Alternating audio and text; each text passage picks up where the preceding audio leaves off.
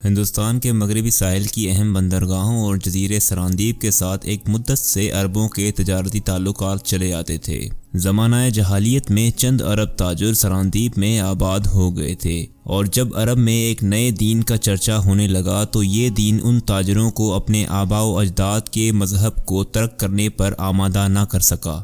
لیکن ایرانیوں اور رومیوں کے مقابلے میں عربوں کی شاندار فتوحات کی خبر سن کر ان کی قومی عصبیت جاگ اٹھی۔ ایران عرب کے مقابلے میں ایک متمدن ملک سمجھا جاتا تھا، اس لیے ہندوستان کے بازار میں عرب کے مقابلے میں ایران کی مصنوعات کی زیادہ قدر تھی۔ اس کے علاوہ ہندوستان کے حکمران ایران کو ایک طاقتور ہمسایہ خیال کرتے تھے، اور عرب کے مقابلے میں ایرانی تاجروں کو زیادہ عزت کی نگاہ سے دیکھا جاتا تھا۔ لیکن حضرت ابو بکر رضی اللہ تعالی عنہ اور حضرت عمر رضی اللہ تعالی عنہ کی شاندار فتوحات نے عربوں کے متعلق ہمسایہ ممالک کے باشندوں کا زاویہ نگاہ تبدیل کر دیا۔ سراندیپ اور ہندوستان کے دوسرے حصوں میں آباد ہونے والے وہ تاجر جو ابھی تک عرب کے اندرونی انقلاب سے متاثر نہیں ہوئے تھے، کفر کے مقابلے میں اسلام کی فتوحات کو ایرانیوں اور رومیوں کے مقابلے میں عرب کی فتوحات سمجھ کر خوشی سے پھولے نہیں سماتے تھے۔ عربوں کے نئے دین سے ان کی نفرت اب محبت میں تبدیل ہونے لگی تھی۔ اس زمانے میں جن لوگوں کو عرب جانے کا اتفاق ہوا وہ اسلام کی نعمتوں سے مالا مال ہو کر واپس آئے۔ عبد الشمس عرب تاجروں کے گروے کا سردار تھا۔ اس کا خاندان ایک مدت سے سراندیپ میں آباد تھا۔ وہ اسی جزیرے میں پیدا ہوا اور اسی جگہ آباد ہونے والے ایک عرب خاندان کی لڑکی سے شادی کی۔ جوانی سے بڑھاپے تک اس کے بحری سفر سراندیپ سے کاٹھیا واڑ تک محدود رہے۔ اسے یہ بھی معلوم نہ تھا کہ عرب میں اس کے خاندان کے دوسرے افراد کون ہیں اور کس جگہ رہتے ہیں۔ دوسرے عربوں کی طرح وہ بھی مادر وطن کے ساتھ اس وقت دلچسپی لینے لگا جب یرموک اور قادسیہ میں مسلمانوں کی شاندار فتوحات کی خبریں دنیا کے ہر گوشے میں پہنچ چکی تھی۔ موجودہ راجہ کے باپ کو بھی انہی خبروں نے عرب کے ایک گمنام تاجر کی طرف دوستی کا ہاتھ بڑھانے پر آمادہ کیا تھا۔ اس نے عبد الشمس اور اس کے ساتھیوں کو دربار میں بلایا اور بیش قیمت تحائف دے کر رخصت کیا۔ 45 ہجری میں اپنے باپ کی وفات کے بعد نئے راجہ نے تخت نشین ہوتے ہی عبد الشمس کو بلایا اور کہا، مدت سے ہمارے ملک میں تمہارے ملک کا کوئی تاجر نہیں آیا۔ میں عرب کے تازہ حالات معلوم کرنا چاہتا ہوں۔ مجھے تمہارے نئے دین سے دلچسپی ہے۔ اگر تم وہاں جانا پسند کرو تو میں تمہارے لیے ہر سہولت مہیا کرنے کے لیے تیار ہوں۔ عبد الشمس نے جواب دیا، آپ کے منہ سے میرے دل کی دبی ہوئی آواز نکلی ہے، میں جانے کے لیے تیار ہوں۔ 5 عرب تاجروں کے سوا باقی سب عبد الشمس کا ساتھ دینے کے لیے تیار ہو گئے۔ 10 دن بعد بندرگاہ پر ایک جہاز کھڑا تھا اور عرب اپنے بال بچوں سے رخصت ہو رہے تھے۔ عبد الشمس کی بیوی فوت ہو چکی تھی۔ اس نے سینے پر پتھر رکھ کر اپنی اکلوتی بیٹی کو الوداع کہا۔ اس لڑکی کا نام سلمیٰ تھا۔ شہر میں کوئی شخص ایسا نہ تھا جو اسے نسوانی حسن کا بلند ترین معیار تصور نہ کرتا ہو۔ شاہ سوار اسے گھوڑوں کو دوڑاتے اور بہترین تیراک اسے خوفناک آبشاروں میں کودتے اور سمندر میں مچھلی کی طرح تیرتے دیکھ کر دم بخود رہ جاتے۔ عبد الشمس کی روانگی کے 20 دن بعد کاٹھیا واڑ کے تاجروں کا ایک جہاز بندرگاہ پر رکا، اور عبد الشمس اور اس کے 2 ساتھیوں نے اتر کر یہ خبر سنائی کہ ان کا جہاز اور دوسرے ساتھی سمندر کی لہروں کا شکار ہو چکے ہیں، اور اگر کاٹھیا واڑ کے تاجروں کا جہاز وقت پر نہ پہنچتا تو وہ بھی ڈوب کر ہلاک ہو جاتے۔ راجہ نے اس حادثے کی خبر نہایت افسوس کے ساتھ سنی۔ سندھی تاجروں کے سردار کا نام دلیپ سنگھ تھا۔ راجہ نے اسے دربار میں بلایا اور 3 عربوں کی جان بچانے کے عوض میں اسے 3 ہاتھی انعام دیے۔ راجہ کو مہربان دیکھ کر دلیپ سنگھ اور اس کے ساتھیوں نے وہاں آباد ہونے کا خیال ظاہر کیا۔ راجہ نے خوشی سے ان کی یہ درخواست منظور کی اور شاہی خزانے سے ان کے لیے مکان تعمیر کروا دیے، اور چند سال کی وفادارانہ خدمات کے بعد دلیپ سنگھ راجہ کے بحری بیڑے کا افسر اعلیٰ بنا دیا گیا۔ اس واقعے کے 3 سال بعد ابو الحسن پہلا مسلمان تھا جسے تجارت کا ارادہ اور تبلیغ کا شوق اس دور افتادہ جزیرے تک لے آیا۔ کئی ہفتوں کے سفر کے بعد ایک صبح ابو الحسن اور اس کے ساتھی جہاز پر کھڑے سراندیپ کے سرسبز ساحل کی طرف دیکھ رہے تھے۔ بندرگاہ کے قریب مرد، عورتیں اور بچے کشتیوں پر سوار ہو کر اور چند تیرتے ہوئے لوگ جہاز کے استقبال کو نکلے۔ ایک کشتی پر ابو الحسن کو جزیرے کی سیاہ فام اور نیم اریاں عورتوں کے درمیان ایک اجنبی صورت دکھائی دی۔ اس کا رنگ سرخ و سفید اور شکل و صورت جزیرے کے باشندوں سے بہت مختلف تھی۔ دوسری کشتیوں سے پہلے جہاز کے قریب پہنچنے کے لیے وہ اپنی کشتی پر کھڑی 2 ملاحوں کو ڈانٹ رہی تھی۔ یہ کشتی تمام کشتیوں کو پیچھے چھوڑتی ہوئی جہاز کے ساتھ آ لگی۔ لڑکی نے ابو الحسن کی طرف دیکھا اور اس نے بے باک نگاہوں کا جواب دینے کی بجائے منہ دوسری طرف پھیر لیا۔ ابو الحسن کے ساتھیوں کو بھی عورتوں کا نیم عریاں لباس پسند نہ آیا۔ حسین لڑکی نے جہاز والوں کی بے اعتنائی کو اپنی توہین سمجھتے ہوئے سراندیپی زبان میں کچھ کہا، لیکن جہاز پر سے کوئی جواب نہ آیا۔ اچانک ابو الحسن نے کسی کی چیخ پکار سن کر نیچے دیکھا۔ کشتی سے 8-10 گز کے فاصلے پر وہی خوبصورت لڑکی پانی میں گوتے کھا رہی تھی۔ کشتی والے اس کی چیخ پکار کے باوجود سخت بے اعتنائی کے ساتھ اس کی طرف دیکھ رہے تھے۔ ابو الحسن نے پہلے رسی کی سیڑھی پھینکی، لیکن جب اس بات کا یقین ہو گیا کہ لڑکی کے ہاتھ پاؤں جواب دے رہے ہیں اور وہ سیڑھی تک نہیں پہنچ سکتی تو وہ کپڑوں سمیت سمندر میں کود پڑا۔ لیکن لڑکی اچانک پانی میں کہیں غائب ہو گئی اور وہ پریشان ہو کر ادھر ادھر دیکھنے لگا۔ اتنی دیر میں بہت سی کشتیاں جہاز کے گرد جمع ہو چکی تھی اور جزیرے کے باشندے کے کہے لگا رہے تھے۔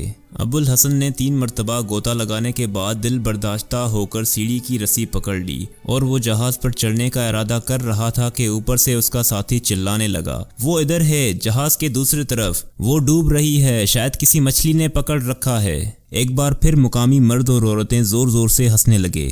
ابو الحسن لڑکی کے جہاز کی دوسری طرف پہنچنے کی وجہ نہ سمجھ سکا۔ تشویش اور حیرانی کے ملے جلے جذبات کے ساتھ اس نے جلد ہی پھر سے غوطہ لگایا اور جہاز کے نیچے سے گزرتا ہوا دوسری طرف پہنچ گیا۔ وہاں کوئی نہ تھا، اوپر سے اس کا وہی ساتھی شور مچا رہا تھا، وہ ڈوب گئی، اسے مچھلی نگل گئی۔ ابو الحسن مایوس ہو کر پھر دوسری طرف پہنچا۔ اس دفعہ لوگوں کے کہوں میں اس کے ساتھی بھی شریک تھے اور ایک عرب نے کہا، آپ آ جائیے، وہ آپ سے بہترین تیر سکتی ہے۔ ابو الحسن نے شرمندہ ہو کر سیڑھی پکڑ لی، لیکن ابھی ایک ہی پاؤں اوپر رکھا تھا کہ کسی نے اس کی ٹانگ پکڑ کر پانی میں گرا دیا۔ اس نے سنبھل کر ادھر ادھر دیکھا تو لڑکی تیزی سے سیڑھی چڑھ رہی تھی۔ ابو الحسن جہاز پر پہنچا تو اس کے ساتھی پریشان سے ہو کر جزیرے کی لڑکی کے کہے سن رہے تھے۔ لڑکی نے ابو الحسن کی طرف دیکھ کر عربی زبان میں کہا، مجھے آپ کے بھیگ جانے کا بہت افسوس ہے۔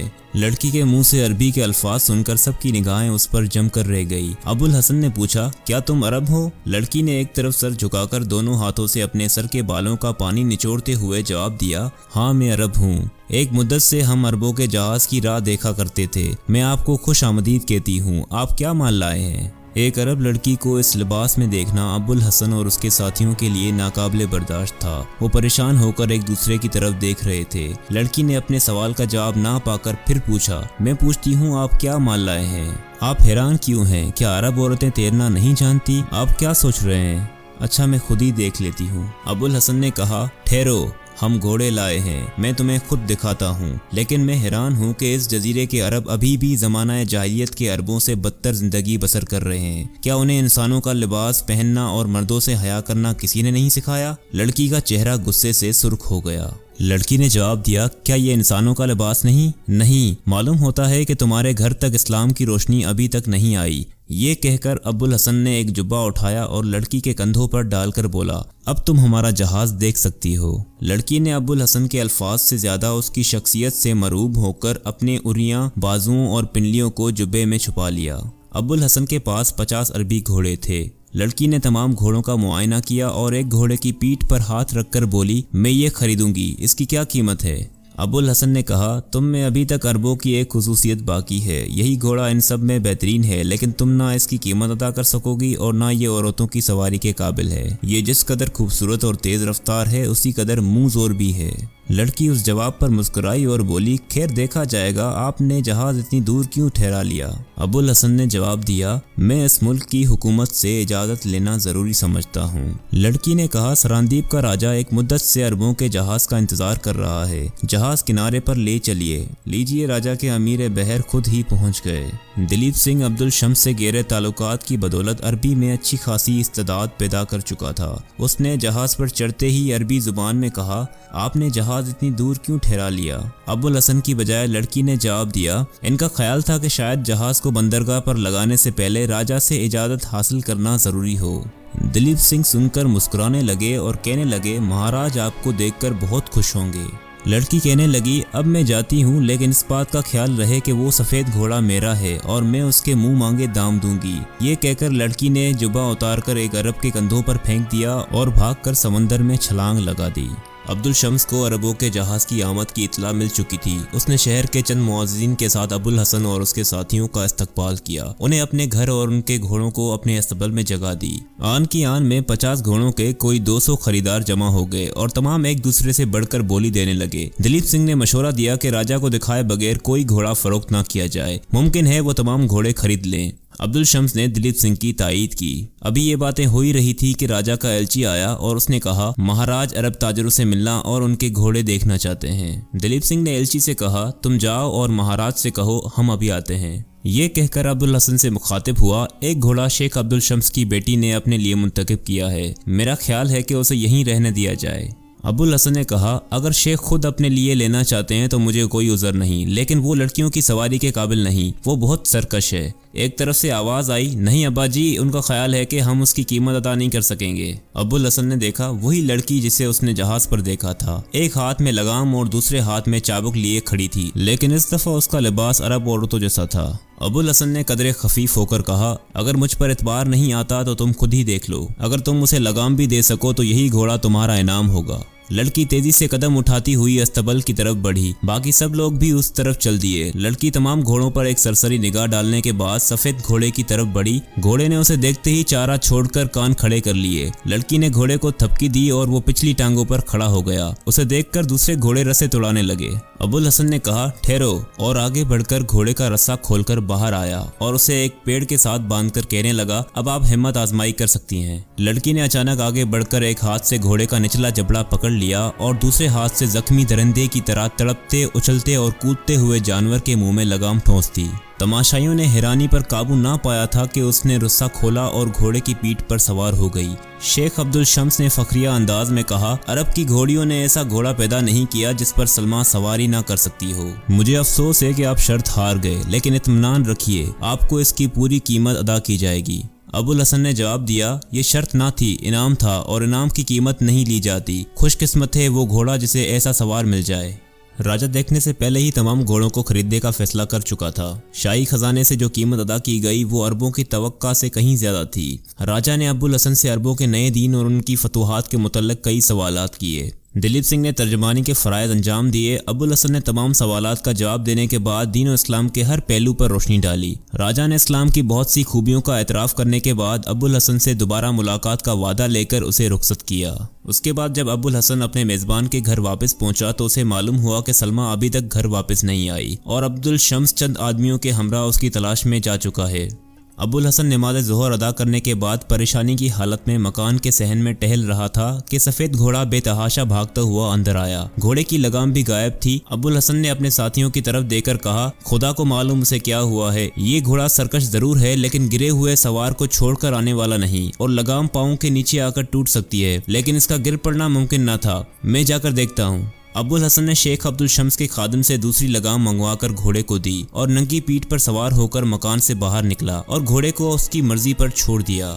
گھوڑے کی رفتار ظاہر کرتی تھی کہ اس سے بہت زیادہ کام لیا جا چکا ہے۔ گھوڑا چند گھنٹے جنگل میں سے گزرنے کے بعد ایک ٹیلے پر چڑھا اور ایک آبشار کے قریب جا کر رک گیا۔ اس سے اوپر جانے کا کوئی راستہ نہ تھا۔ کچھ دیر ادھر ادھر دیکھنے کے بعد ابوالحسن گھوڑے سے اترا اور اسے ایک پیڑ کے ساتھ باندھ کر سلمہ کو آوازیں دینے لگا۔ دیر تک تلاش کرنے کے بعد وہ تھک کر آبشار کے قریب ایک پتھر کے کنارے پر بیٹھ گیا۔ شام ہونے کو تھی۔ ابوالحسن نے عصر کی نماز ادا کی اور پھر ایک دشوار گزار راستے سے اس مقام تک پہنچا جہاں سے پہاڑی ندی کا پانی ایک آبشار کی شکل میں نیچے گرتا تھا۔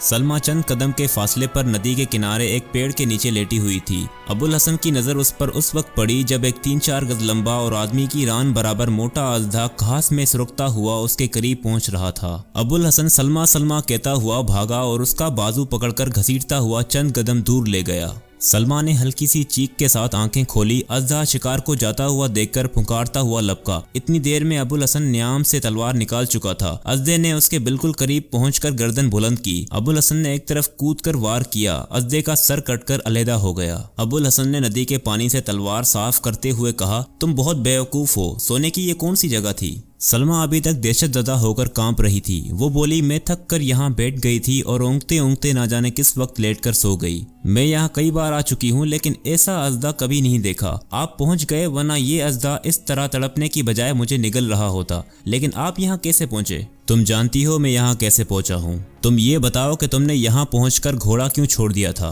सलमा ने मुस्कुराते हुए जवाब दिया, मैंने कब छोड़ा, वो मुझे गिराकर भाग गया था। अबुल हसन ने जरा सख्त लहजे में कहा, मालूम होता है कि तुम्हारी तरबियत बहुत नाकुस माहौल में हुई है, इसलिए तुम्हारे इखलाक का मयार वही होना चाहिए जो ज़माना जाहिलियत के अरबों का था। लेकिन वो भी हजार बुराइयों के बावजूद मेहमान से झूठ बोलना एक घिनौना फेल ख्याल करते थे। और इस घोड़े को खाली वापस आता देखकर मुझे यकीन नहीं आता कि ये तुम्हें गिराकर भाग आया है। इसकी तरबियत मेरे अस्तबल में हुई है। ये सरकश और मगरूर जरूर है लेकिन धोखा देना नहीं जानता। सच बताओ, तुमने अपने हाथों से इसकी लगाम नहीं उतारी और उसे डरा धमका कर वापस नहीं भेजा। सलमा ने आंखें झुकाते हुए जवाब दिया, अगर आप बुरा मानते हैं तो मैं वादा करती हूँ कि आइंदा कभी झूठ नहीं बोलूंगी।